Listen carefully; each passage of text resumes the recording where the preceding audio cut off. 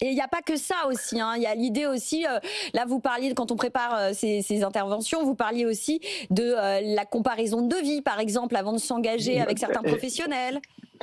Exactement. Aujourd'hui, il faut qu'on puisse, les gens veulent comparer, veulent plus de transparence et c'est tout à fait normal. Donc on reçoit une dizaine de devis à comparer pour des travaux. Avant, on les lisait ligne par ligne. Maintenant, l'IA va nous permettre vraiment de cibler encore une fois, la petite ligne qu'on n'aurait pas vue. Est-ce que les quantitatifs sont les mêmes? Et pouvoir, derrière, avoir, nous, une analyse, plus de terrain et d'apporter à nos clients notre expertise et pas passer 3 heures à comparer des devis.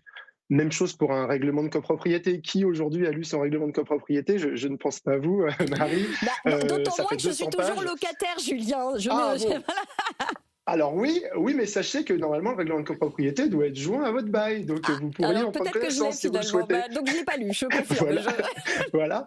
Donc tout ça pour dire que souvent les règlements de copropriété, on dit souvent que c'est la bible d'un immeuble et beaucoup de réponses y sont. Est-ce que c'est au propriétaire de payer? Est-ce que c'est à la copropriété? Donc avant on passait des heures à éplucher les règlements de copro. Maintenant avec l'IA, on est capable tout de suite d'aller cibler la bonne information.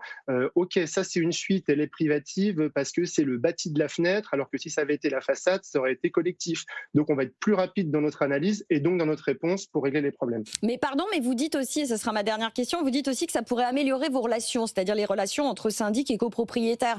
Mais moi, si c'est des machines qui me répondent, franchement, je suis pas très contente. Moi, j'aime bien l'humain. Et je pense que c'est ce qui manque aussi beaucoup dans les relations entre les copropriétaires et leurs syndics, non?